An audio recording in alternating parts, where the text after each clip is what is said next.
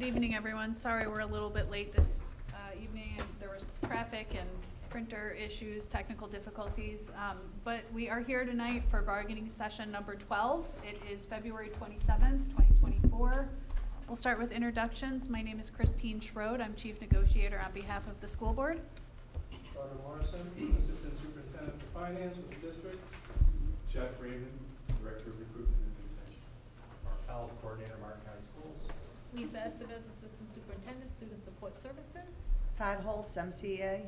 Susan Rayo, MCEA. Kimberly Love, MCEA. Ariane Deneen, MCEA. Lonnie Birch, MCEA. Matt Thibault, President, MCEA. Gary Simmons, Chief Negotiator for MCEA, FEA. Dan Grostiaga, MCEA.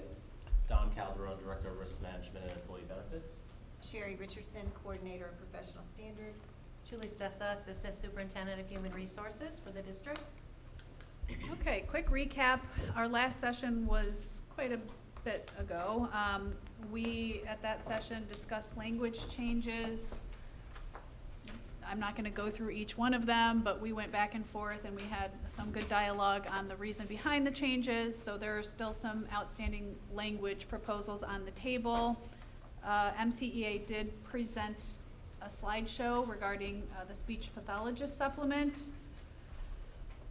Mr. Morrison presented information regarding the Florida Department of Ed numbers that MCEA utilized in their previous salary presentation and corrected some of the numbers that the Department of Ed had used. And then he indicated that additional information would be forthcoming. And then MCEA indicated they needed additional time to consider the language proposals that the district brought forward, and we indicated we would have a response and include additional information on the performance pay proposal at this session. Tonight, our goal is to basically put everything on the table.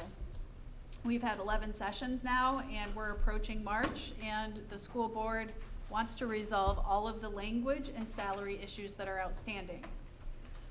We will have an agenda this evening that will include an additional option for pay for performance, a response to your request for the one-time ARP bonus, and then language proposals that are outstanding, and then a couple of new language proposals, including the leave section of the contract and the evaluation section of the contract.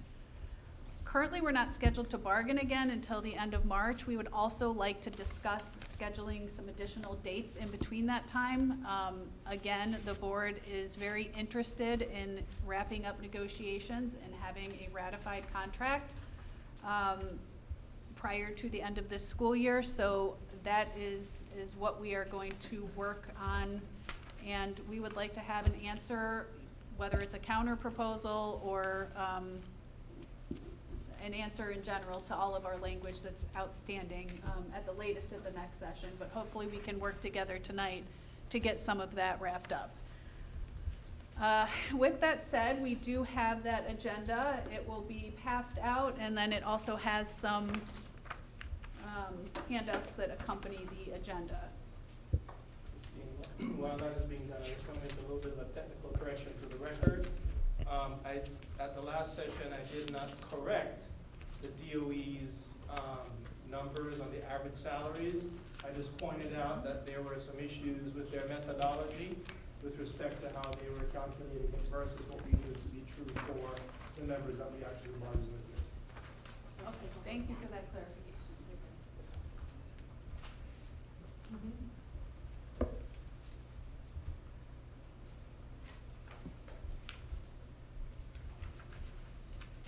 Two pages.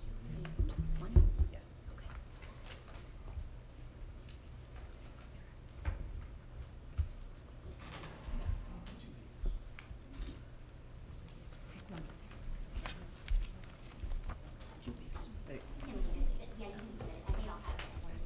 That's your hand. No, you already have it. This was the secret Okay. stuff you were holding on to before. Okay. So we're gonna put you first. I thought you might have been at the pre-bargain. I was not. I was not.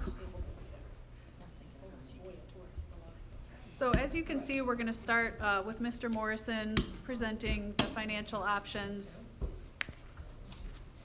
and then we'll move into language after that, and then obviously we can caucus as needed. All right, so I counted 8 members of your bargaining team, so I have 8 handouts, and then this is for the rest of my team. Thank you. One. Yeah, just make sure. Yeah. Okay. Of course we can. I'll take my stuff off. It's the secret agenda. Who's a Gilla? Do we need to dim the lights? Probably. I'm just taking it. I don't need it. Sorry. It's just for this one. I don't know if it went that way. Mark, did you get this? And Lisa? You did? So there should be 8 of the handouts going out only for the MCEA members, so don't. Lisa? So Jesse, starting with. It started with Go Pat. to the back page.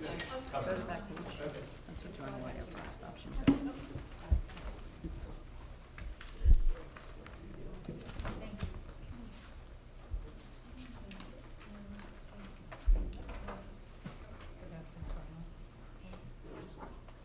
I'm guessing. Okay, so as Christine said, the board is desirous of wrapping this up and moving the negotiations forward to a conclusion. And we're looking at the financial options. And in your packet, I will walk through each of the spreadsheets, if you will, to give you a better understanding of what we're proposing. So option 1, we had already presented the pay for performance somewhere around January 18th, where annual contract was highly effective at $1,200. Annual contract effective was $900. Professional services highly effective at $900, and at that time, we had PSC at $800, which we identified that there was an error in the spreadsheet because 75% of that 900 is 675. So at that time, with the 800, it was roughly about 1.28 million. With the correction to the spreadsheet, would be around 1.277. So MCEA is also aware that you had made a request for one-time non-recurring bonus from the American Rescue Plan funds. We had a workshop in February, I believe it was February 13th, where we discussed the available funds that we're seeing in some of the grants. So we went and we sharpened our pencils, and we are here to offer as part of option 1 that all MBUs will receive a one-time non-recurring bonus of $790. Now, what we will have to do, and I'm sure you guys are in tune with this, that we have to submit a budget amendment to the Department of Education, and they have to approve it. MBUs on approved leave will be eligible, so we'll set that money aside. The FICA taxes, Medicare, all of that will be withheld according to IRS regulations. The bonus is non-recurring and shall not become a part of the employee's salary, and we'll write it in such a way that it sunsets upon distribution. Everybody with me so far? Okay? So the estimated cost of that is about $1,021,419. The option, and that should say option 1, so if everybody could correct that for me on C. Option 1, wage offer from A through C is contingent upon ratification by MCEA, which is the last day for students on May the 23rd. So that package is a little bit under 2.3 million at 2.299. Okay. I am now going to show you option 2 for pay for performance. And here I want to acknowledge that we went back and we looked at some of the agreements that have been made statewide, which would also include Indian River. So this may seem familiar to you. So if I could make this a little bit bigger, I'm sure. So what we have done, and hear me out, this is in 2 parts. When we last were at the table, our raised pool was about $1.3 million. We've added another $200,000 to it to bring it up to 1.5. So may recall, when we started this journey and this year's negotiations, we started off with $1,050,000, so we're now up to 1.5 million, okay? So we've reduced the performance paid amount down to 100 for highly effective, an annual contract, 75 for effective, 75 PSC, highly effective, and $50 for effective for PSC. So we use up $100,000, 105,000 to be precise, of that $1.5 million pool. So the rest, and this is where, again, here, this may look familiar to you, is that we subtract that $105,000 from the raise pool of $1.5 million, and we're left with $1,394,294.37. What we're proposing is to give all MBUs $85 per verified year of experience. And I'll show you what that means to you on the very last spreadsheet when I'm done. So for example, if you have 0 years of verified experience for us in the system, 0 times 85 is 0, right? I think we can all agree on that. We get a TA on that here. First year is 85, second year is 170, etc. However, above year 30, we are capping at $3,000, okay? Close that one.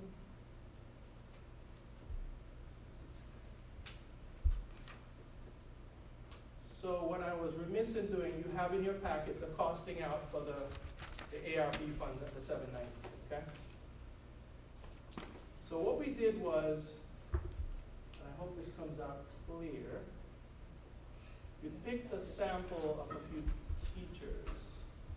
If I can see that, if I go this way. Yes? Man, can you see any of that stuff? Yeah, I'll it's a little blurry, but I'll try to.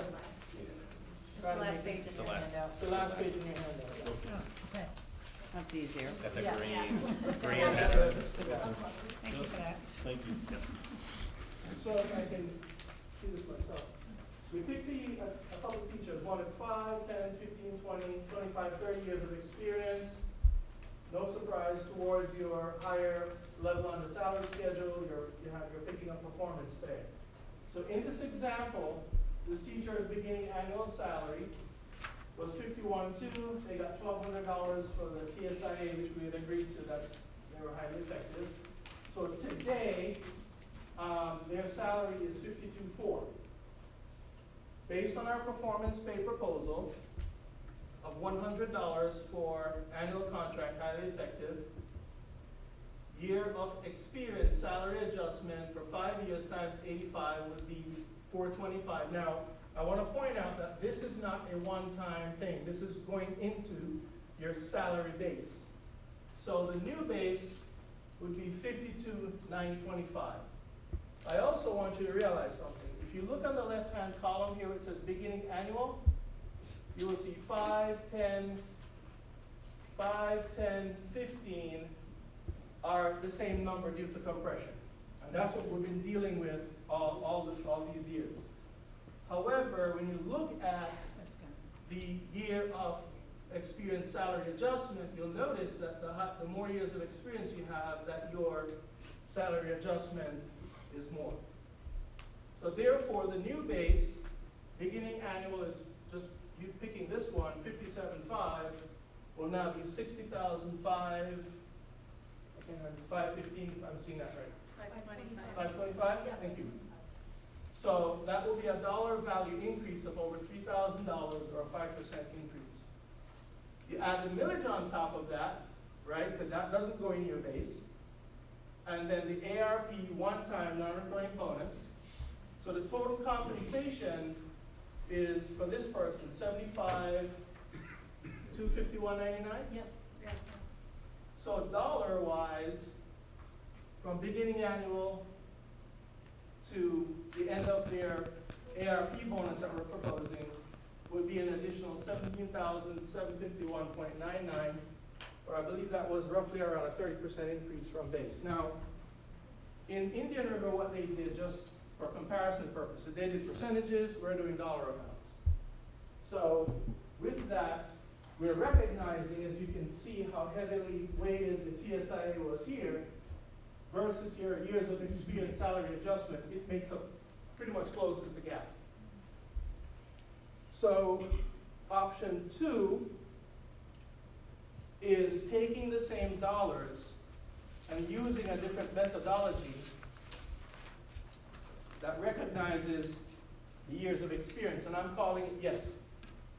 See, the Y for years, E for experience, S for salary. So we're trying to get to YES. So all MBUs would receive $85 per year of verified experience, capped at the $3,000 for 31 years and above. So as an example, as I said, MBUs with no verified years of experience would not be eligible. MBUs with 10 verified years of experience would receive the $850. MBUs with 30 years of verified experience would receive a salary adjustment of $2,550. And I went above the 30 just to make a point. 35 years would receive $3,000 because we're capping it after year 30. And then the American Rescue Plan, which we kind of talked about, is the same, $1,021,000. So the total estimated cost for option 2 is roughly $2.5 million because we included that extra $200,000 in the raise pool that we distributed by the years of experience. So I think I covered most everything. Yes. And here's your sample. And there are the percentages. Carter, could you just explain, in the first few examples where it says years hired greater than 7 to 11, can you explain what that is?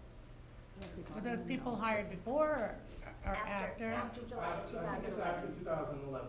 'Cause that's when- These things show up in the system. Okay, so it doesn't really impact, it's just something that No, shows up. yeah. Okay, I think that's when that's an continuous contract went Yeah. away in Yeah. 2011. Yeah, that's right. Any more questions? Carter, do you know roughly, approximately, how many teachers have 35 years? 35 years, because you said you cut it off at 30 years, and then, or 35 was the bottom one. Oh. So my question was, at 30 years, it would be 2,550, and at Yes. 35 years, it would be 3,000, and then you're capping it, but I was curious to know. I'm capping at 31 and above. Okay, well, this says 35. So I'm sorry. it says MBUs with 35 years or verified experience would receive a salary adjustment of 3,000 cap. That's correct. Right. So 30 would receive 2550, 31 and above. And is above 3,000. would. So my question was, I was just curious, approximately how many teachers working in the district have 30 or 35 years? Of verified experience, when we go to caucus, I can pull up my Okay. file and check it. Yeah, I mean, this is not exact, I was just, Curious. a ballpark number, that's. Carter, I was curious about the ARP bonus. Where did that $790 figure come from? How did you So- guys save on that? Good question. So we took all the available funds and we looked at all eligible people, not just MCEA, across the board. We looked at all the funds that were set aside heavily for summer programming. A matter of fact, we're gonna talk to you about something that we need from you for summer. And we looked at the available funds and we pretty much just divided it out equally amongst all groups. So that was the only, that's just math. Okay. Are you planning on offering a similar amount to our brothers and sisters in AFSCME? I know you do not bargain for them, but I will answer your question. That is our proposal. We're gonna deal with them with that.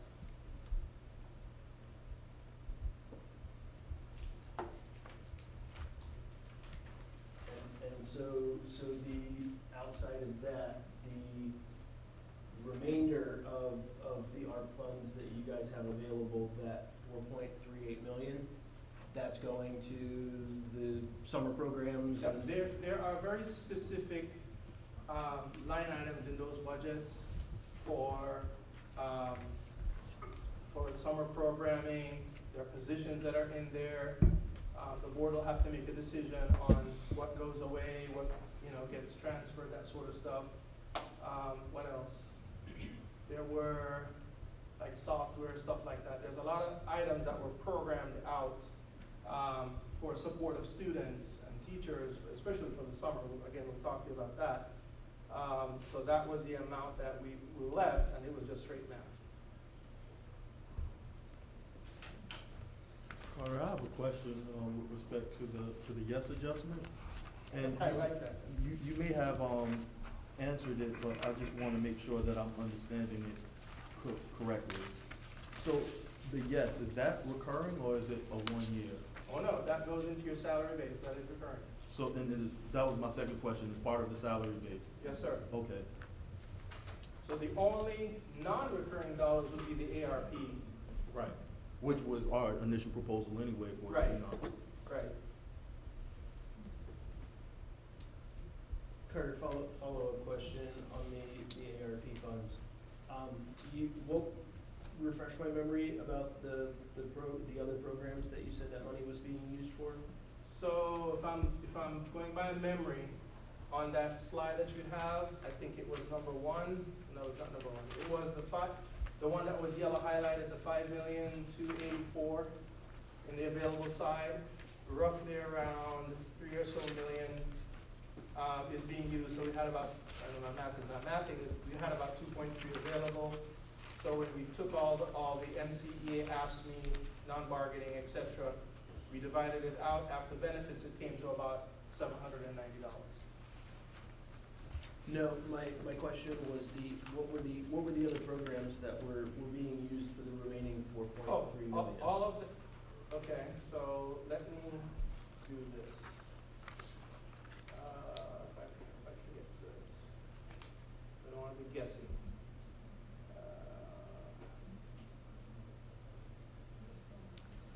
I think it was this one you're talking about, right? So, all that. So, Matt, this is what I think you have in your hand? Correct. So, this grant here, number 3, that 5,284,932, the bulk of it is coming from there. And then the rest of that, as you can see, 4 is for high impact reading interventions, targeted support, AR number 5, ARP summer learning camps. They are very restrictive in nature and what those funds can be used for. So it's just really that formula grant that we had some flexibility in, and there's a little bit in number 2. So we're kind of cobbling together what we can. Well, that was my question, and maybe I didn't ask it correctly. So the total amount from your retention bonus is $1,021,419. Going to MCEA, Correct. yes. And that's then a separate amount for our brothers and sisters in AFSCME. And then you said what was left over from that was allocated to other programs like summer programs and Right, intervention and so stuff. yes, So in here, what are those programs? I'm looking in my mind at the big spreadsheet. I can get you that information, but I don't have it at hand right now. ESY, yes, thank you. Reading camps? Well, ESY. ESY is a little bit, a different animal, but yeah, there's some other stuff in there. Are those reading camps the same as the summer learning camps listed here on number 5? I don't know, I'm not sure. Nobody goes to that. Reading camp is for Yeah. retention, summer learning camps like that in the last few of those. And then another question, Carter, similarly on the pay for performance proposal. The $85 per years of experience, how did you guys land on that amount? So we lowered the, repeat your question for me? how did you land on the $85? per Right, year okay, now? so we lowered the pay for performance as best we could, and then the excess got transferred over out of that 1.5 million. And then when we took the 1.5, the remainder, and divided it out by the number of MBUs and the number of years that we had verified in the system, plus benefits, it came to around $85. Matter of fact, we're over budget a little bit if you look. I think we're like over budget, like 15,000, remember? Okay, so forgive me, I can certainly do the work, but you probably know this off the top of your head better than I can find it.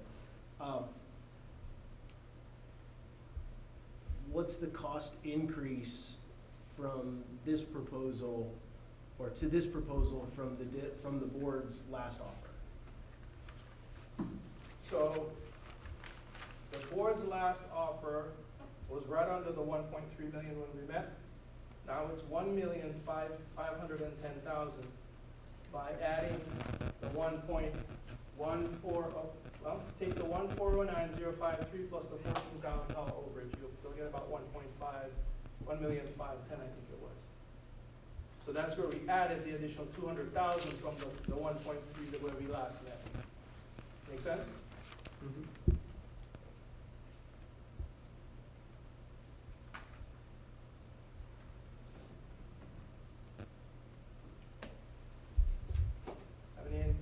Anybody have any more questions? I don't. Okay. I don't.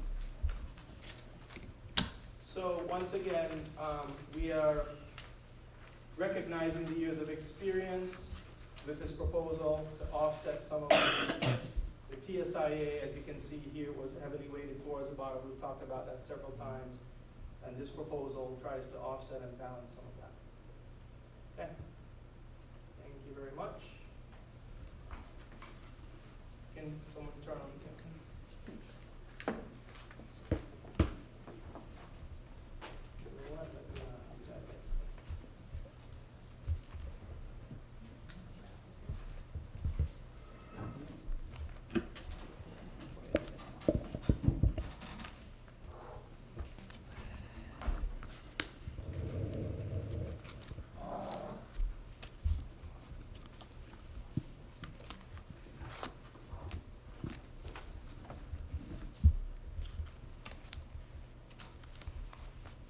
So if you're ready, I would like to go through the remaining language proposals.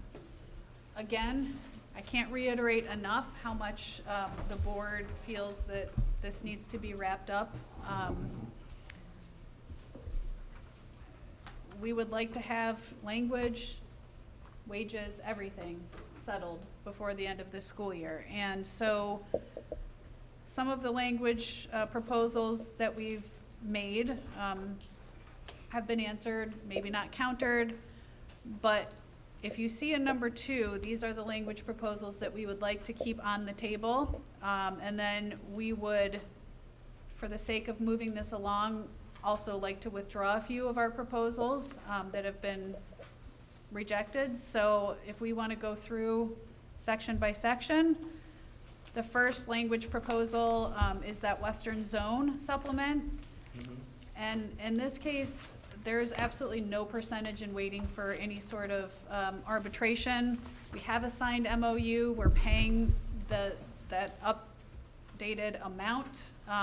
The MOU is in your packet. There's no reason that the MOU shouldn't be consistent with the actual contract. We're paying $3,100 for those Western Zone employees, and it needs to mirror it needs to be mirrored in the contract. So that is something the board feels very strongly about. Article 2.4G, that's the language where if we fail to reach an agreement by July 1, that it's automatically retroactive, the pay. Again, the board thinks that we need to really be negotiating and getting this done in a timely manner, so they would like that language removed. Can we talk about this one by? Absolutely, Yeah, let's sure. go through it. Absolutely, one that by- would, one that by would be one. great. That would be great. Because I'm just trying not to get annoyed with these directives from the school board as if we can't go in the back room and make a decision. So to constantly put it on record that they're waiting on us to get a response, or they want to finish it prior to July 1, you guys are the one that's having all of these executive sessions. We've met as a bargaining team 3 times this entire bargaining session, 3 times. So it's kind of unfair to keep putting that on a record as if MCEA is the one that's holding anything up. So starting with the Western Zone supplement, we could have had this situation resolved. The last thing that I heard was that the board was going to vote on whether or not we were going to take this to arbitration. That was November. Here we are, the end of February. This grievance was filed in October of 2022. So this is long outstanding. So I have zero desire to change the language that's currently the subject of an arbitration that the school board is sitting on. I'm waiting for it. The arbitrator is waiting for a response from the school district. From the school board, we haven't heard anything since they decided to vote on whether or not they were going to accept our agreement or not. So I just do not feel comfortable. I think that language should remain the same until we get an unbiased opinion on it. If the MOU is signed already, then we can operate off of that document in the time being without the need to change the Western Zone language as it exists in the contract. I strongly would like to see that language remain unchanged and for it to be in the same format that it was in our contract when this issue first arose, instead of having to produce several former versions of the contract. The current contract, that language exists in the current contract as well as the version of the contract when that grievance was initially signed. So I understand the district's, the school board's position on that, but we've been waiting a long time to get the situation resolved, and there's no urgency on their side to get it resolved. So I don't see an urgency on our side to rectify the language in the contract so that it would match. We have the MOU to operate on. It has, it's executed by both parties, so we can continue to operate on that MOU until we get a resolution. Like, I have no desire to change that language. And I'm gonna push back on that, Gary, because in the MOU, it states, or the MOA, it states that the conditions are meant to supersede, supplant, and replace all language contained in the collective bargaining agreement regarding the Western Zone supplement. We came to an agreement that we were going to pay these employees $3,100 as the supplement. Now, while we may dispute what happened during that year where there was a difference in language, that's 1 year. That isn't prospective. So to not negotiate that language right now is bad faith bargaining, in my opinion, because. So we're gonna throw out the bad faith word. But listen, Gary, you guys signed a document here. I understand that, but it's so many documents that we've signed. Like, we signed documents with respect to arbitration. When does an arbitration take 2 years to get finalized? But when does an arbitration change the language in the contract? The parties have to negotiate that. The arbitrator can't replace language in a contract. And I'm The not saying parties that, negotiate I'm not that. saying that they have the authority. I've been through numerous arbitrations. I know what the scope of an arbitrator's responsibilities are. What I'm saying is that there's no urgency from the school board to get this finalized by making a decision, and we already have an arbitrator waiting for us to tell him when we're gonna present this to him, right? So just give me 1 second. So there's no urgency to push this to arbitration, but the urgency is for us to change the contract. When the school board starts walking towards us a little bit, towards resolving this situation, we'll walk towards you guys with it. I understand your position with respect to the MOU states that it supplants it, so it supplants it. Why does it have to come out of our language for it to be supplanted? Because it doesn't make sense. If it's the actual language, it should be consistent for the next 3 years in the contract. What we're disputing, it's apples and oranges. What we're disputing is a particular point in time where there was a disagreement. We have this MOU now that supplants that language. It shouldn't be an issue anymore, and the language changes just to reflect that MOU. I understand You what can you're saying. still argue your grievance and have an arbitrator decide on that if we don't agree, but it doesn't impact our negotiations for that. That's all I'm saying, is that to But hold up negotiations because of a grievance, that's not how it goes. It's the principle of it, because the root of this argument is that If we agree to this, would this or would this not get stricken out of our contract? It would get stricken out of the Right. contract. So that's my point. So the root of our argument is that we lost this language, but it was never stricken out of the contract. That's what the root of the argument is. The school board's position is that you don't owe us the Western Zone because we quote unquote bargained it away. And if we bargained it away, wouldn't it have been stricken out of our contract already? Would we have to have this conversation now if your position stood true? That's the whole point of it, why I don't want to touch it, because we're arguing that if we agree on both sides that we're going to eliminate language, then that language historically gets stricken out of our contract in its entirety. In this particular situation, the school board's position is it was bargained away, but out of all of the language that we bargained that year, that we struck out of the contract, that language remains in place. And now we're waiting two bargaining years afterwards to make that correction. That's the point that I want to make. It's a fundamental point because it's a flawed argument that you're arguing that this language was lost before, but yet we're here asking us to strike it away right now. I thought it was stricken away already, so why are we having this conversation? Well, I mean, if you want to keep it in there, That's my preference, to keep it. It gives your members a lower amount of the supplement, so I don't know, you know, Well, we can argue your that because annual you contracts just are said gonna get you just said on record, a lot Christine, less. that the MOU supplanted the language in Article 2.4E. You Right, just so- said that on record, so how could That's we what the establish MOU that says. on, pardon me? That's what the MOU says, that Right, everybody so- signed and ratified. But you just I don't- said that keeping that language in is a lower amount for our bargaining unit members. No, we're keeping it in here not because that's the language that we're abiding by. It's just to show that through all of these bargaining sessions, we stand firm that this language was never stricken out of our contract. We don't want to strike it out of our contract until there's a finalized decision on this argument. That's just the position that we're on. If the school board isn't accepting of that, then maybe we need to figure out how to go to arbitration and get a resolution on that quickly, because we've been sitting waiting for a very, very long time. And that's your prerogative. I don't agree with that strategy because I think it has nothing to do with what we're doing moving Well- forward. It's what happened at the time, how the contract was interpreted at that time, and whether or not there should be, like you said, reading of both of the provisions together or reading of the updated supplement amount over what was in the contract. So I can't Yeah. help you there other than saying I've not heard of. Well, I mean- I appreciate your sentiments, but I get advised by counsel too, so I'm gonna follow the advice of my counsel. Okay.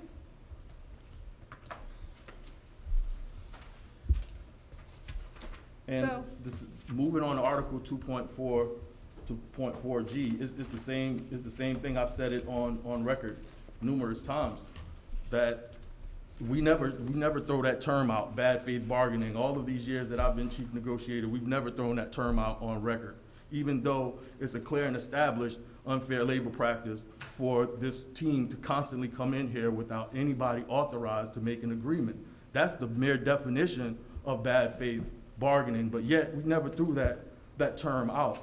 So if there's a situation in which we fail to reach an agreement by July 1, it's not on us because we didn't reach an agreement by July 1. It's because, like you in every session, we have to take this back to the school board and get an answer on that because we're not authorized to agree to those terms.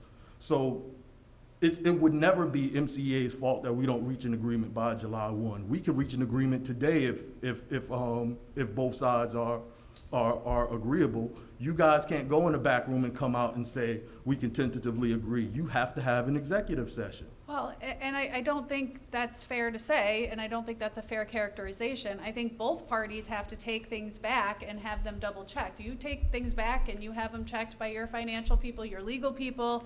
I think both sides are doing that. That's just for our initial proposal. After we make our initial proposal, we're gracious enough to have a member on your team that creates these spreadsheets that doesn't require us to go back to our financial person.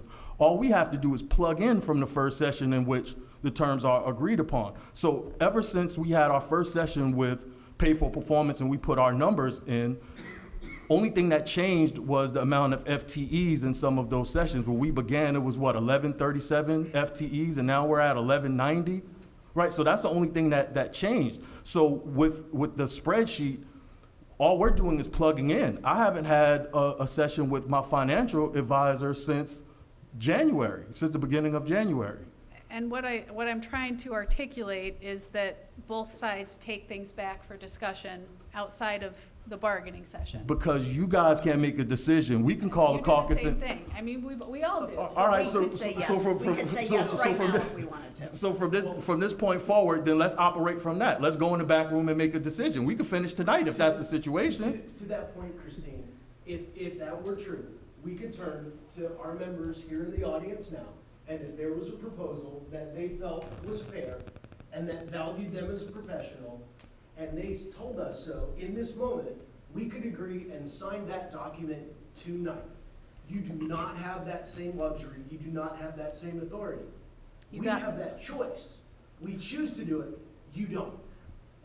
We do have a board that controls finances and all of that. So and- does all the other and- boards I and work you're- with, Christine. Yeah. That is, you guys aren't mutually exclusive to the responsibilities that all other school boards in the state have. Like, I negotiate with other school boards, and I'm telling you that the way we do it here is an anomaly. And I wouldn't have even said anything if we didn't throw that bad faith word on the And- record. and Like, how dare perhaps- you? How dare you perhaps- accuse us listen, of I bad don't- faith bargaining when you guys Listen. operate the way that you operate?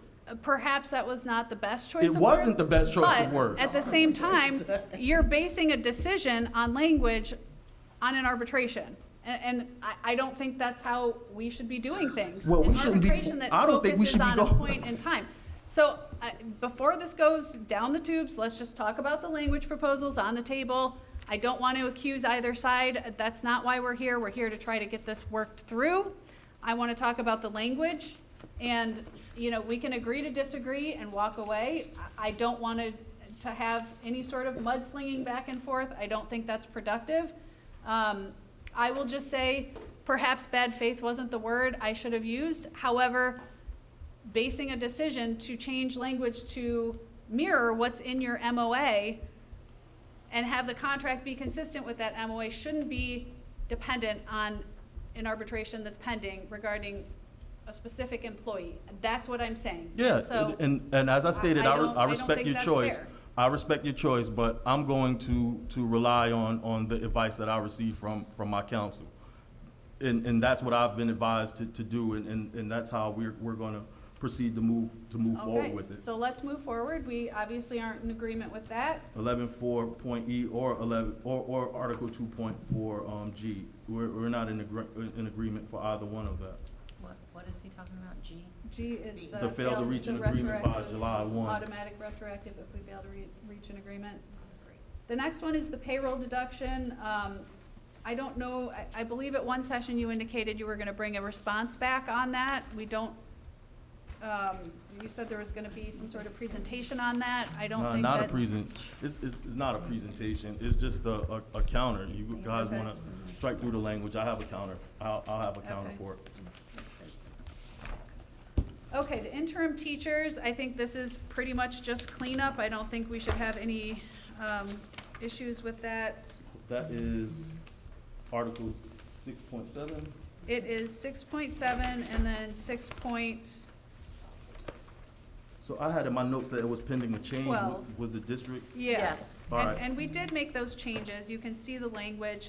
How we crafted this was, 6.7 was gonna be your teacher vacancy coverage, and we clarified it by saying, if we're not able to secure a certified teacher for a posted or unfilled teacher vacancy. So that's where someone's out, we're looking for coverage, it's not necessarily we're calling our guest teachers, but we need coverage, we're gonna ask for a volunteer from the staff. And the same terms are kept in there, and then if, in the event that there's no volunteer teachers available, the school will secure a substitute teacher. Okay. And actually, we might strike the substitute and put guest teacher. We can, because that's a nomenclature. Yeah, we're because using in we're the trying to next one. get from substitute teacher to guest teacher. Yeah, I proposed that 2 years ago. We Okay. moved that to a terminology that we've embraced in Indian River. They're called guest educators. And Okay. it just gives a little bit of dignity to that position, in our opinion. Sure, so you'll see that we actually did change that in 6.12, guest teachers, in the event we're not able to secure, it's the same thing, we just kind of, updated it because we have a contracted staffing agency at this point. We don't want to put the name of the agency in there.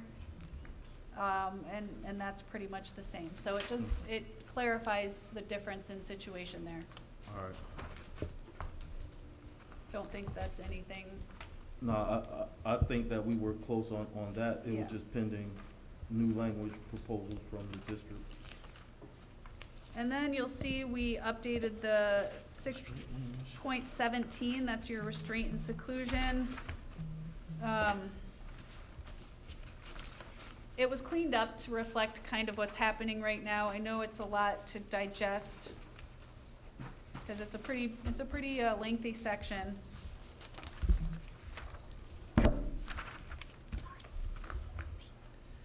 And Ms. Estevez, I'm sure, will be able to answer any of the questions you may have on that. I don't know if it's something you want to look at here at the table, take it back to caucus. The strikeout version is in there as well, so you can Yes. see what was changed. So just, Okay. the clean copy is the proposal, and the strike through just shows what was removed. Yes. Yeah. Okay, just making sure I understand. Okay. So we're definitely gonna have to review that one. Okay. Let's put review.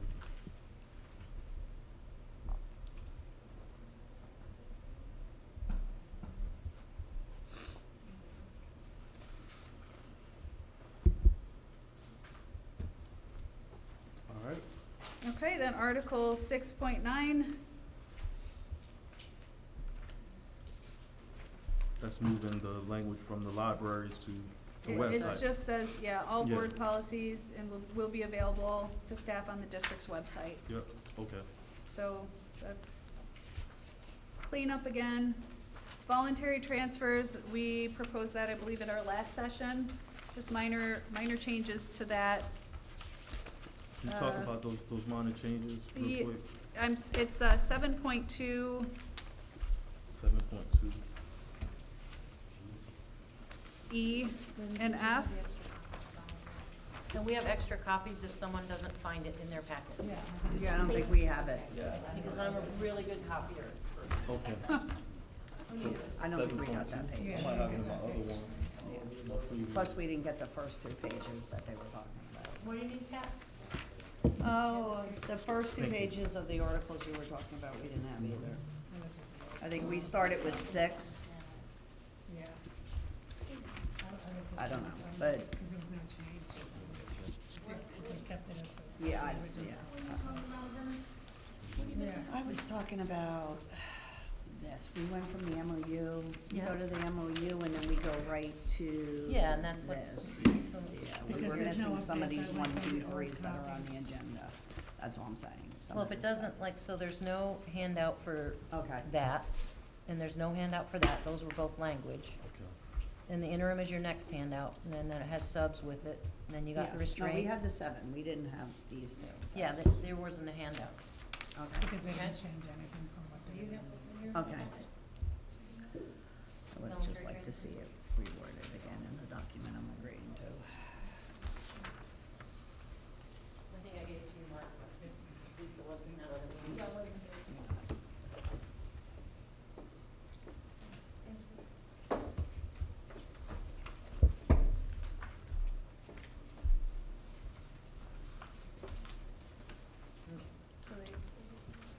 You good, Gary, for her to move on? Yep, Okay,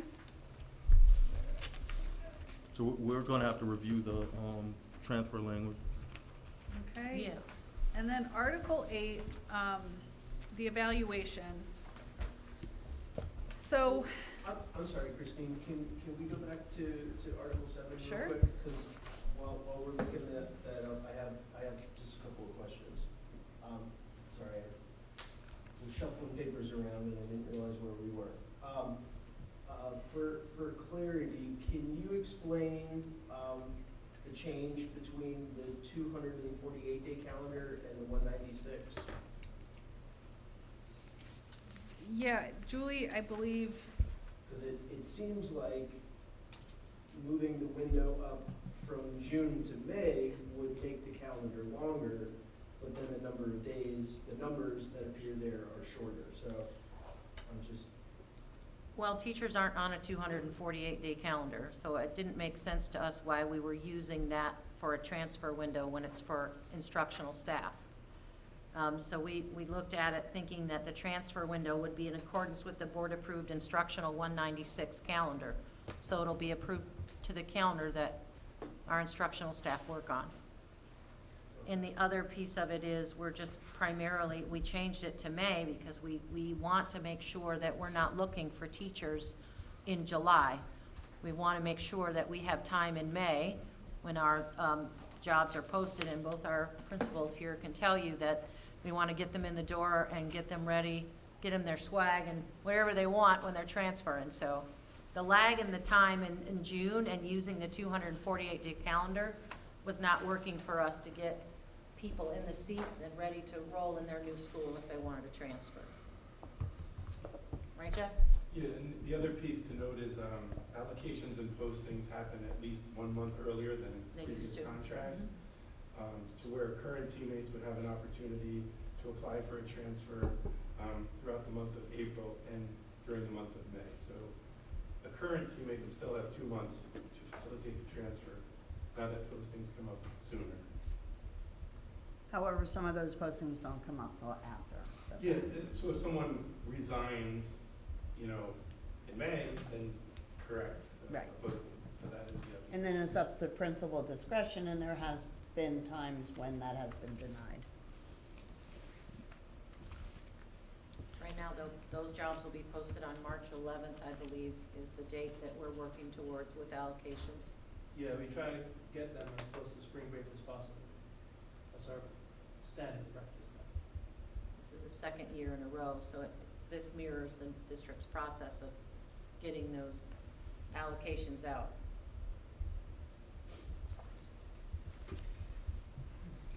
Matt, we can move to the next one?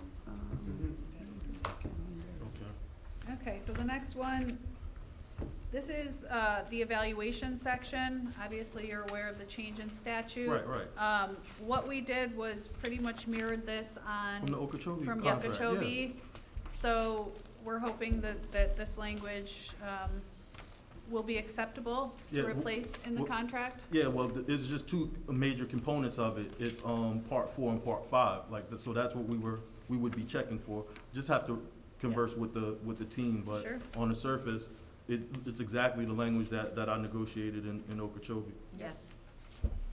The next section, we understand will probably take some time to go through. It's basically kind of a revamp and a reorganization of the leave section. How we divided it was by paid leave and unpaid leave. They're two different things and they have different parameters. So a lot of the language is the same. When we were reworking it, it was so difficult. We were cutting and pasting. It was hard to redline the whole thing. So we understand that you may want to do a side-by-side comparison. Yes. This similar language was approved by AFSCME, just so everybody knows. It just clarifies paid and unpaid leave and what that looks like. And Is then we there- also have the donated sick leave in here as well. There isn't any new language added into it? There is some new language, and again, my apologies, because we're not able to track it because of all of the moving around. There's a lot of the same language, a lot of changed, not a lot, I wouldn't say a lot of changed language, but, One of the major changes is we no longer have a compassionate leave bank. So that language was old. So it is the donated sick leave where we can donate to other members. And they have a member bucket. There isn't like a compassionate leave bucket for district-wide for employees to draw from. We do have a sick leave bank. So understanding all the different options and having an employee understand if I'm gonna be on paid leave, this is what is in my collective bargaining unit. If I'm gonna be on unpaid leave, this is in what the rules that I need to follow. If I'm military leave, if I'm pregnant. So we tried to make sure that what it was in all different places, because I think in the the process of open book. Maybe a paragraph or two was changed here or there, and it was very choppy. So we wanted to make it easier for the members to be able to look at what's their particular situation, paid, unpaid, and be able to go in the CBA and find what is important and what are their rights under that. Okay. So we'll review that, on a side by side. It's Yep. a lot to process real quick. And then the next, I know we had a lot of discussion on committees and, Mhm. and MCA was pretty adamant that they don't wanna change shall to may. Right. So we came up with a proposal that's kind of a halfway. And it still allows either party to basically elect whether these committees are going to meet. We know in practice they're not all meeting consistently, but we want to leave it to, either party to request that they meet. And so the kind of compromise here is saying upon request by either the superintendent or MCEA, a committee shall be formed or shall meet. So it's either party can request it. You know, and of course, we're open to any language tweaks that need to happen with each of those paragraphs, but and that the committee is for, I mean, this mirrors our board policy that the committee is for purposes of recommendation only. So, you know, the committees that aren't currently meeting, if either side wants that committee to meet, they just have to elect and then we will follow that. So just kind of including that language instead of it shall meet, so that if it's not meeting, we're not violating the contract. So that's our kind of compromise, and then I included all of those areas where that would impact the language in those sections. And then realizing that evaluation is removed because it's in the new language Yeah. proposed for evaluation.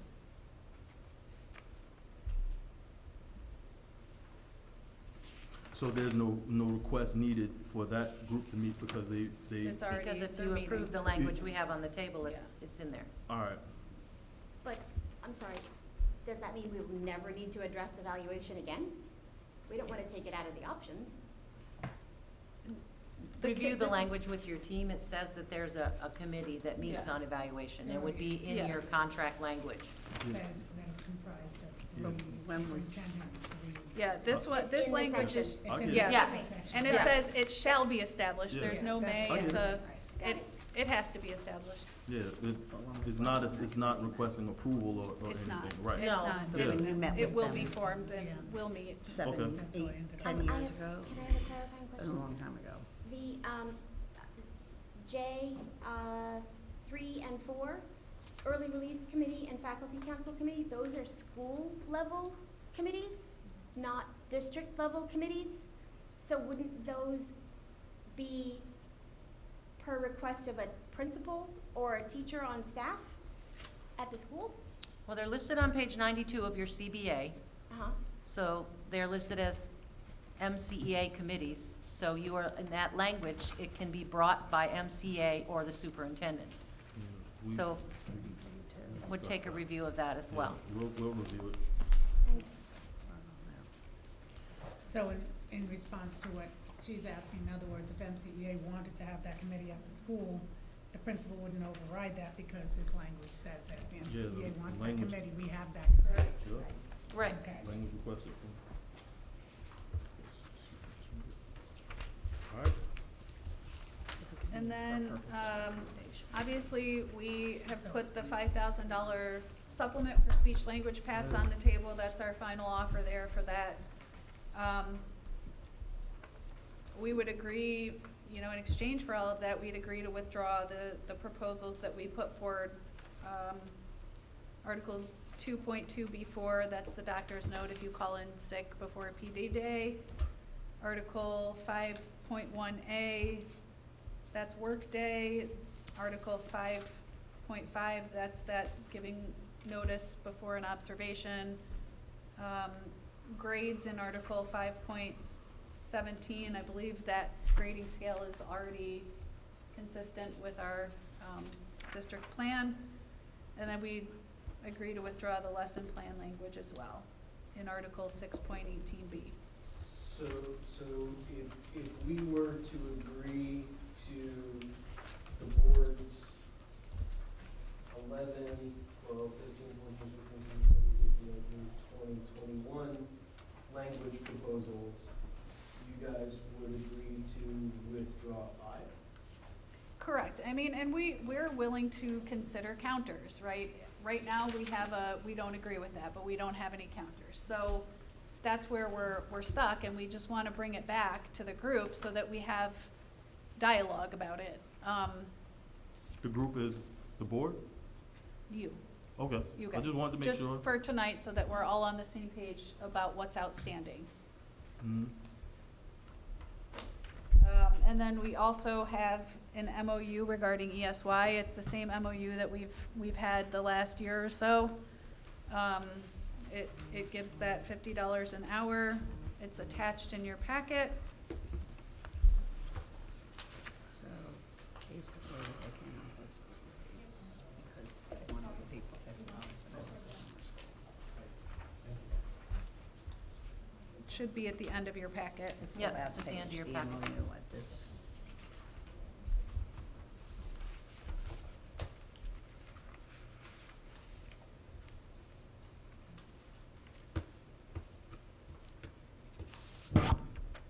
And it's pretty important that we get moving forward with this as we plan for ESY, and Dr. Estevez can speak to that. Urgency in getting that moving so that we can get those positions filled for the ESY program. We understand the urgency for that as well as all of the other articles on the table. So it's the urgency and the time frame isn't lost on MCEA. We can discuss that and probably have an answer for you on that tonight. So we don't have to discuss the urgency. That's definitely not lost on this group. Okay.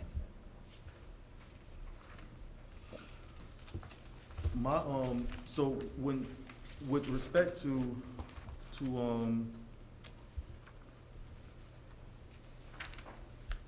K under languages, we have a final offer from the district without even hearing our counter yet?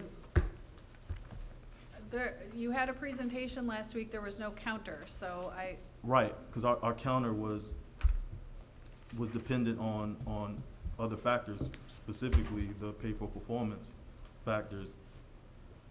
We have multiple proposals, and it would be dependent on what the salary proposal look. But it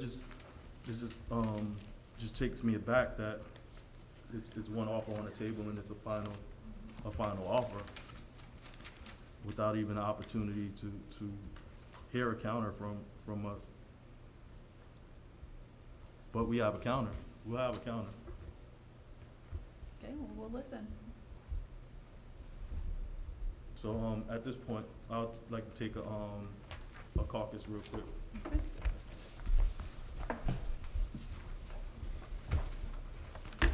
All right, Yep. you're good.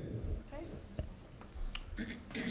All right, being back on the record, I apologize for the lengthy caucus time, but we wanted to take that time to get some work done so we can clean up some of these outstanding languages that are on the table.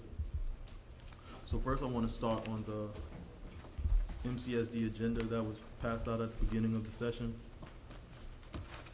So, what we can tentatively agree on at the moment is under the language section 2D, articles 6.7 and 6.12 with respect to interim teachers and, guest teachers. E, article 6.17, restraint language. F, article 6.9, with the all board policies of Florida school laws and job descriptions will be available to staff on the district's website. H, article 8, the evaluation language. Again, that's language that I wrote for Okeechobee, so there's no issues with that. And then, finally, 4, the ESY, MOU we can get that signed off, and agreed upon tonight. With respect to J, the committees, we just have one outstanding question before we can make a determination on whether we're gonna agree to that, tonight or not. But the supplement committee removed, 9 under J. We need, I need a little bit of clarity on what an agreement to this would mean with respect to the supplement committee. It's my understanding that this was previously in an MOU, and I believe that MOU has sunsetted. It is not in the current contract. Mhm.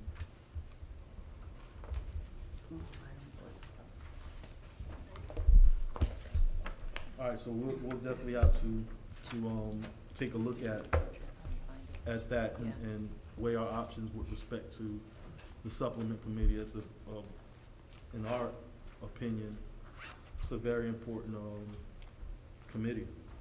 So we'll take a look at that and offer a response on J in the next bargaining session.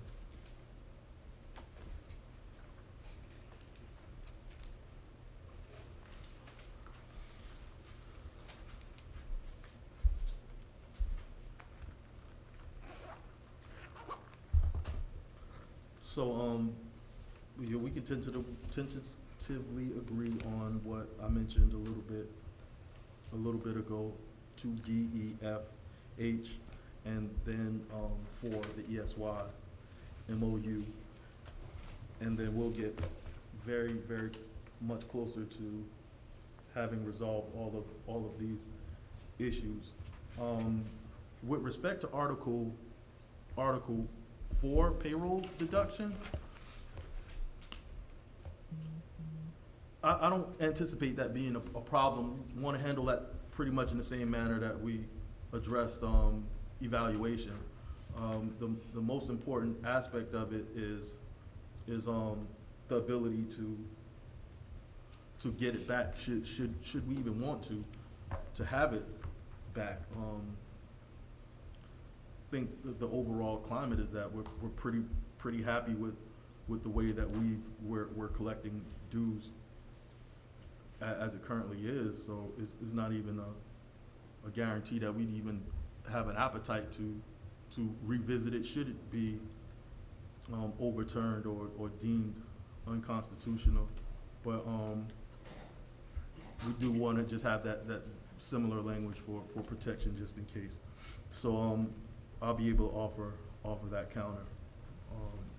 But we seem to be very, very close. With respect to the voluntary transfer language, that's something that we have to look at a little bit longer, have a deeper dive into that, as well as the leave language, being that there's some additions to it and some reorganization. We're just gonna have to do a side-by-side and make sure that everything is right and exact before tentatively agreeing to it. So that's where we're at with the responses for the outstanding language. At this point, I'll turn it over to Matt, because we do have a counter proposal for the SLP. Dan, would you like to pass it up to those guys over there? And these, you guys already have those. Yeah, I'll show you. These, No, and no, A and B. Yeah.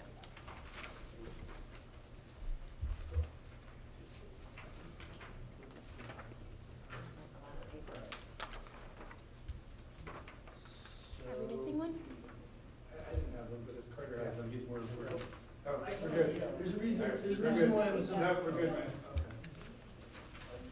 Should I have to hear my standard line again, so I'll be a social studies teacher. So.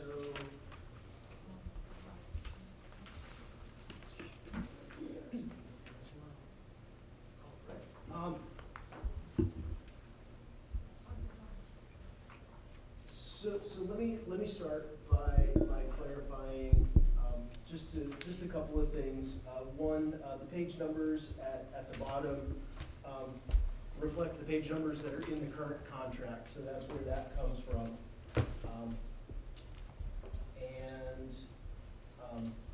We basically rewrote the document as it appears in the CBA. So if you happen to notice dollar amounts that are in black that don't match what the contract currently says, that's not because we're trying to be sneaky or strike through anything like that. That's just a typo. So those numbers should all match. The only numbers that we're proposing are the changes that are underlined in red. This is our counter proposal to the SLP proposal from the district. But in our investigations for the SLPs, we've uncovered a few other areas that we feel have been neglected or needed to be addressed. And so we wanted to take the opportunity to address them as well.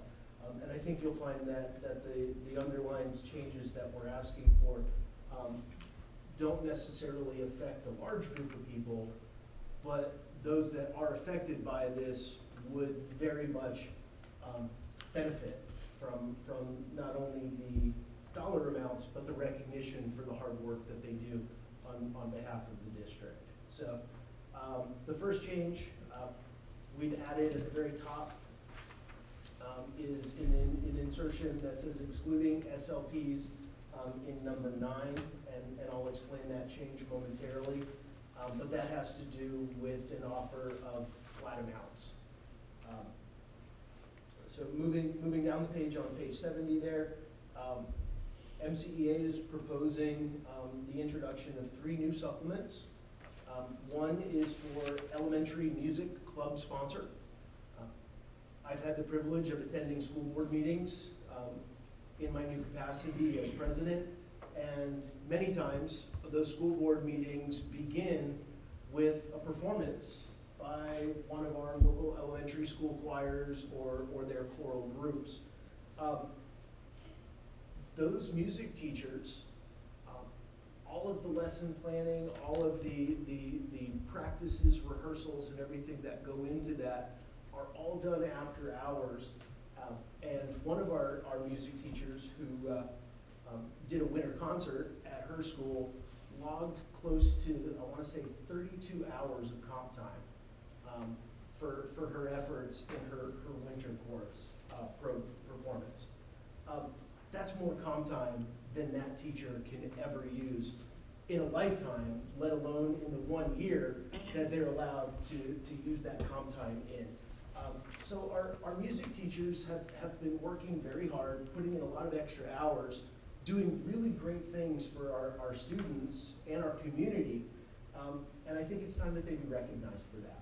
So we're asking for a supplement of $1,850.50 for elementary music club sponsor.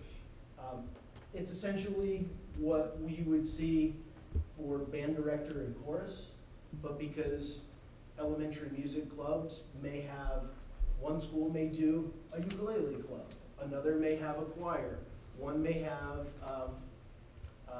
performances or musicals or something to that effect. So that designation as music club sponsor gives them some latitude with how those clubs are going to be set up and how that community wants that club to be set up.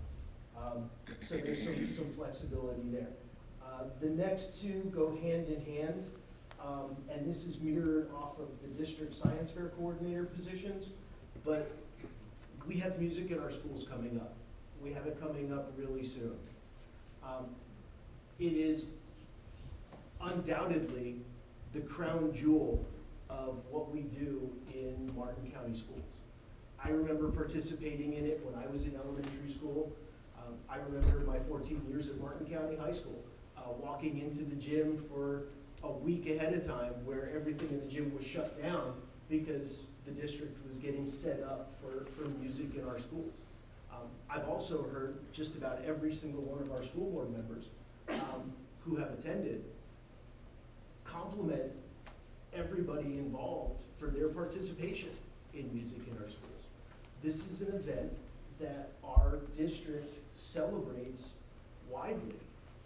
And those folks who participate in it do so with very little compensation, especially those at the elementary school level, because that's one of the performances that they are asked to do.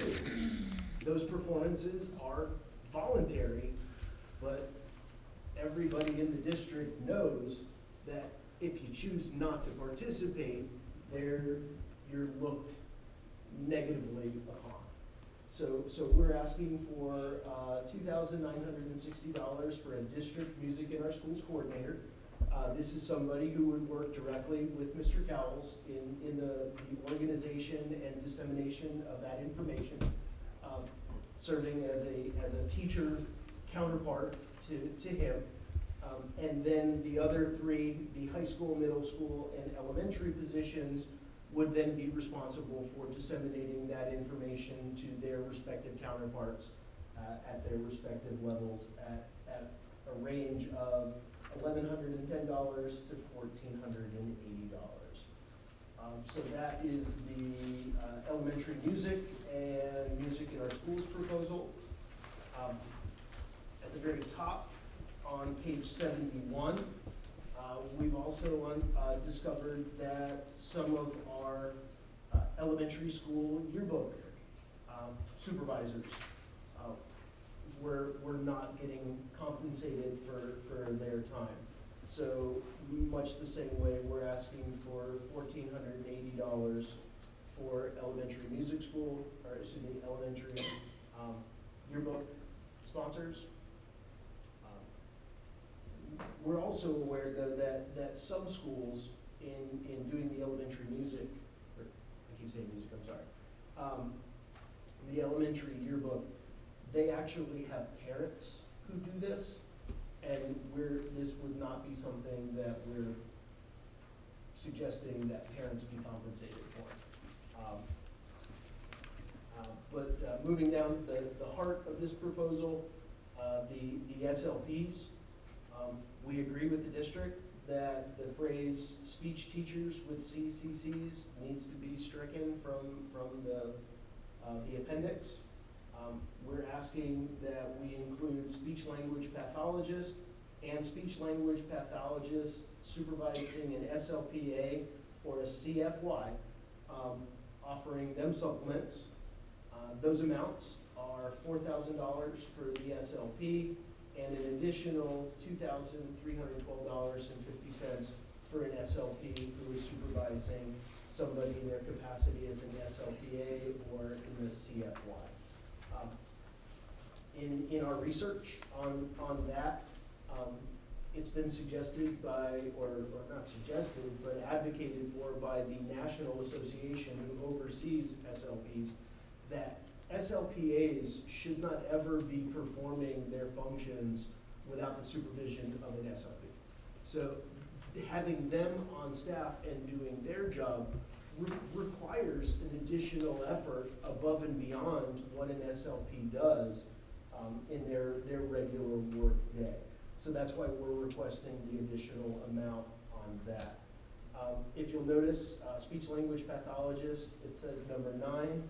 If you go down to the next page, page 72, this is really the heart of the SLP proposal. We are basing this on a caseload of no more than 3,500 minutes.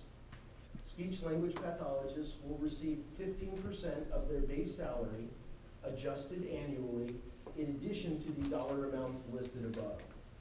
Those qualifying for this supplement will also be classified as a 206-day employee, which would include 5 paid days added at the beginning of the school year and 5 paid days added on the end. The need for the additional days, when our SLPs come back from summer vacation, they're often expected to begin planning their caseloads and whatnot, while simultaneously getting requests from teachers to assess and evaluate students. And so having those extra 5 days would essentially be 5 pre-planning school days for them so that they can do what they need to prepare so that when other teachers arrive for their preschool days, they'll be prepared and ready to hit the ground running to provide services to those teachers. That, in a nutshell, is the SLP proposal. But if you scroll down to the bottom, we're also asking that the board compensate our elementary track coaches for the work that they do on the Russell Holloway track meet. In much the same way as music in our schools is the crown jewel of our performing arts in the county, the Russell Holloway track meet is the largest sporting event in Martin County, period. It's bigger than the Martin Bowl, it's bigger than any rivalry game that exists here between any of our schools. It is the largest sporting event in Martin County, yet those folks who serve as track coaches from the elementary level do not get compensated for their time. The reason why is because there is a provision on page 74 of the contract that designates them as volunteer coaches. We're asking that the board strike through that voluntary coach provision and provide a supplement in the amount of $481 for the track coaches for their time. We've also been told by the track coaches themselves that they do have the ability to use parts of the school day, like recess, to do some of their coaching. And so that's why the supplement is what it is. We're essentially asking that they be compensated for that day, as well as any extra practices they might need after the school day leading up to that. So that's where we arrive at that amount. And I believe that covers our SLP and supplement proposal. Lisa wants to speak up. Thank you for bearing with me. Hey, Matt. Thank you. One of the things that I do want to bring to your attention is that there is an SLP supplement job description. And in the supplement job description, it states that they are to supervise SLPAs. So, and I can read that to you. If you give me 1 second, I'll pull it up. Because there's something else. Okay.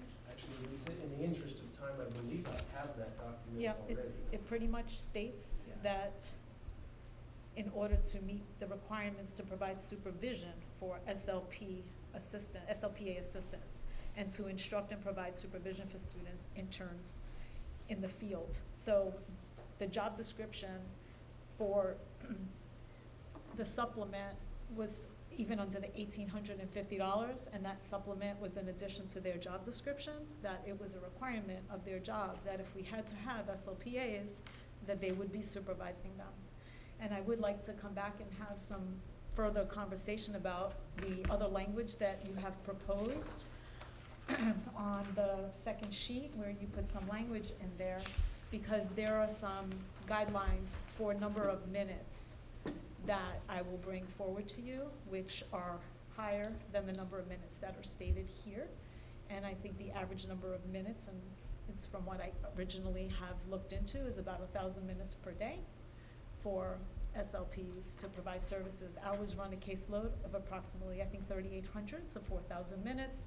And so, but I will come back with some real solid foundational information. But to state that we would give an additional for an SLP who is supervising an SLPA when we have a job description supplement for it, it just, I mean, I don't, how can that be done? We already have a supplement job description, okay?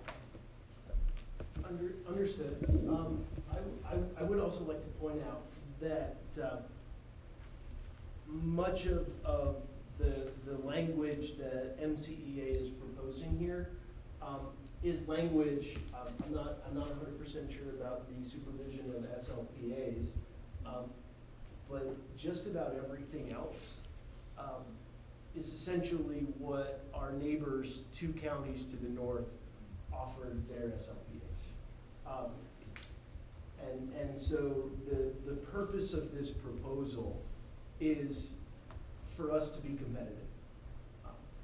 Since we started investigating the current district employed SLPs that we have, 2 no longer work for the district.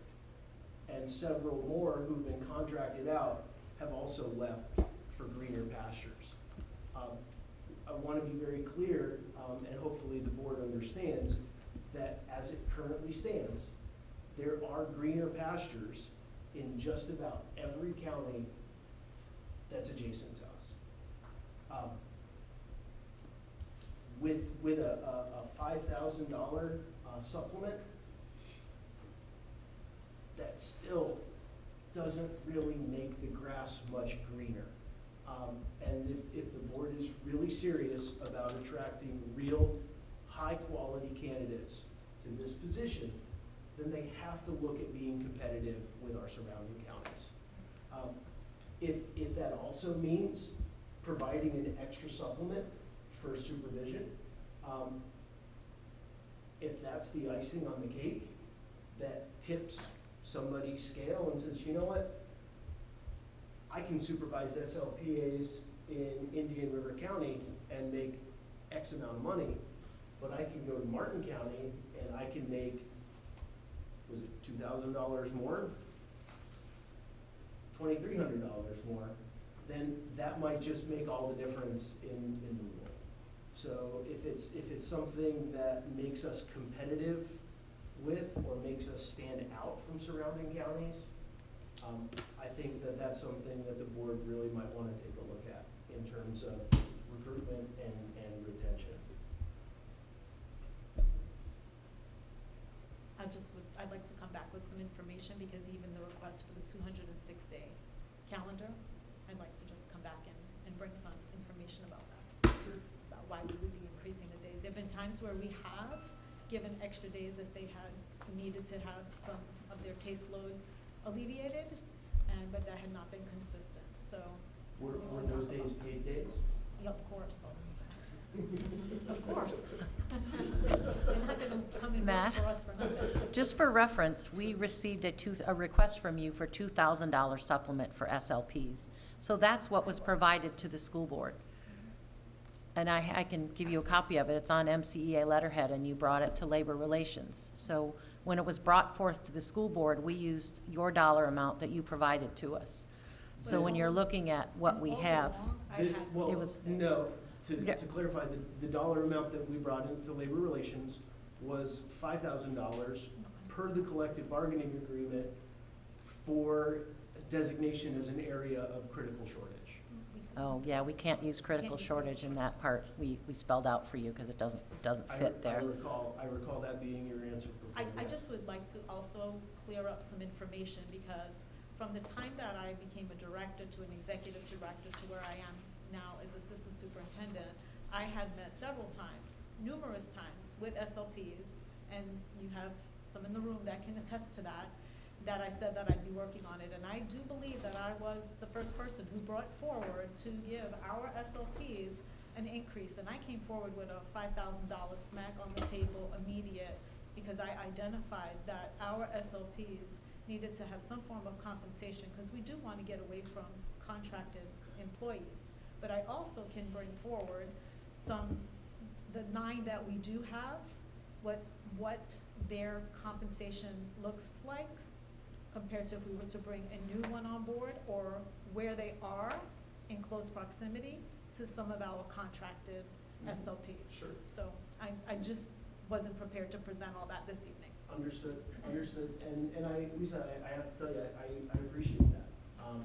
Given the way that things kind of started out here today, and I know that even I found myself getting a little bit flushed at times, even without speaking. So I really do appreciate the opportunity to work with you on this and come to a resolution that is fair and that does keep us competitive with our surrounding counties. Because I've gotten to know all of these people over the last couple of years, and their couple months, and their commitment to our schools and our kids is just unsurpassed. And we really do need to do right by them. They've earned it. They've earned it, and I think that, it's time that we work together to show them how much we appreciate their efforts on behalf of our kids and our community.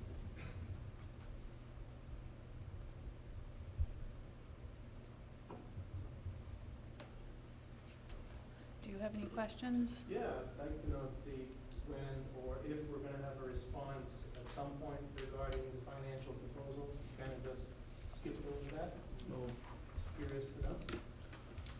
So, yeah, we're gonna take a look at this proposal. We had, some discussion in our caucus. But it's a lot to process at the moment. And I don't think that it's a bad thing, but we'll be prepared, with a response at the next bargaining session. Matt, you had asked me before the break on the years of experience schedule. There are currently 6 at 30 years and 21 from 30. I asked. That was, sorry? Yeah, I asked, but that's Oh, I'm okay. sorry. That's fine, Sorry. but you can talk about it. I was We just, both wear glasses, yeah, we are. but, Yeah, okay, Pat, I mean. No, it's all good. Our names do rhyme, it's fine. So- She did say it, but. There's 6 at 30 years. 30 and 31, going down, 31 plus is 21. Okay. Okay, so. Yeah, I was just total- curious of what the number So was. is it total of 27? Yeah, it, does, you know, I was just curious of how many were, lasted that long.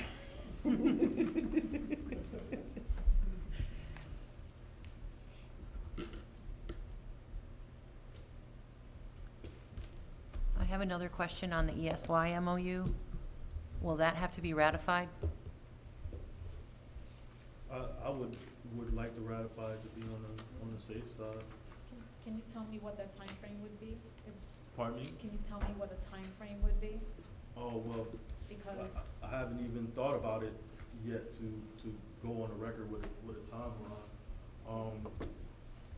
What's the time frame that you all needed in place by? I'm gonna say as soon as possible, and I'll say that because with our ESC staff in the summer, Mhm. what happens is that if there is another option for them to take, so for instance, right now, there is something already in place for other staff that will be teaching our summer programs, which is the $50 an hour. Right now, our ESE staff, from paras, teachers, therapists, which are all included in here, would be at their hourly rate if this is not taken care of and done. So our most neediest students across the district who need our ESE teachers who work extremely hard during the summer, they need to know that they're going to be paid at the same rate as any other teacher who is working in a summer program. Mhm. And so we need to know that because right now applications are going out and we're looking for and there's a few ESE teachers sitting here at this table. And so they need to know that they're gonna get their $50 an hour like any other teacher teaching a reading camp. Yeah, I don't see a obstacle in getting that accomplished. But how long did we know that this was an issue? I can't answer how long that I knew that it Okay. was an issue, but I do know that a year ago, when the other MOU or MOA was written for a 2-year period, and we were asked to put it into a 1-year, and that's just miscommunication happened, Okay. or else we would have had a 2-year agreement and we wouldn't have to be at the table Yeah, having so- this conversation. We've already provided our agreement with it. So that's my question is, doesn't this cover, because it says ESE students who, or ESY including but not limited to teachers, ESE instructional coaches, and related service providers, so wouldn't that We're cover? just asking if it has to be Does it have to be ratified. ratified before they Or can the put it MOU. Or we out there? can, Yeah. before we Mhm. can Okay. offer our ESC teachers that amount of money. I think last year, based upon the TA, the ESE department communicated to the teachers that that is what they would be paid. Because last year we had one of these in place for last year. So- No, I know that, It was- but I'm saying, Yeah. it was still pending ratification. Yes, it was pending ratification, and it's all dependent on if this is attached to the whole package deal or not, because if this is attached, That cannot be attached to the whole package. No, it can't be the attached. It to the whole- cannot, Yeah. we will So- not, we will not have students. So teachers my for question students. is more with respect on, so we answered the question on whether or not labor is in agreement with the language. So that's squared and settled away with. What's the date that the district intends to ratify? Because we can build our ratification around that, because the ratification happens on both parties. So when is the district scheduled to ratify? The MOU? I believe they're targeting The the March contract. meeting. Yeah. I'm sorry. I believe you're targeting the March meeting from Wilma's email today. Oh, from Wilma's, yeah. The March regular board meeting. So My if, director of ESD needs it to be, wanted it to be placed on the March board agenda so that it would be approved, so that the teacher, we would know. Our applications go out very early. yeah, so Okay. with that understanding, would the school board be interested in ratifying it prior to the union, or are they requiring us to have it ratified first before they ratify it? I don't know the They like the union ratification first. They do Yes. prefer the union to ratify it first. it's a lot of work to ratify. Yeah, one that's document. what I'm saying, and It's- for it's you to a put lot it of on the work. March 12th, like, number one, that's during, spring break, isn't it? The March 19th. 19th. March I 19th. think. Okay. spring break. So it's right after we come Yeah, back from because spring break. that just gives us literally, what, next week? And then it's spring break after that, and then it's the Tuesday, And so. when's our next session? I So mean, that'd be Is ratified. it, yeah, we'd have It's to, ratified we're once talking the about board us ratifies. preparing the voting materials. my position, I understand. or my proposal with respect to this is I understand that the school board like for the union to ratify it first, but we've heard all night how urgent this is and how we need it. So if we gotta relax our norms, then they can meet us halfway and relax their norms. If they ratify it on the 19th at their school board meeting, and our ratification is scheduled for that very same week, at least it gives, because we have a time frame that this has to be displayed for our members per our guidelines. So it's not like we can just open up and ratify it tomorrow. It has to be displayed for, I believe, a minimum of five days. So we have to have it displayed for a week in and of itself before the ratification vote even takes place.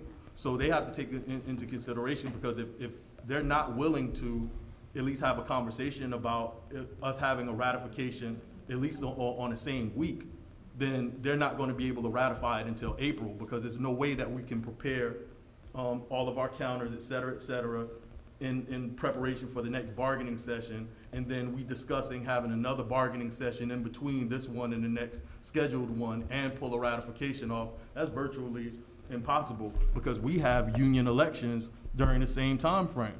So the timeline is impossible to do it before they discuss it on the 19th of March. If they ratify it on the 19th, and we can have a vote somewhere between the 20th and the 22nd, we'd ratify it on the same week. And we'll certainly bring that back to them. Okay. And let you know. Christine, you may also want to let them know too, and I forgive me for not having specific dates and times off the top of my head, but I do recall watching school board proceedings where previous boards have ratified documents pending MCEA approval. Again, I can't recall the specifics off the top of my head, but I have seen where that's been done before.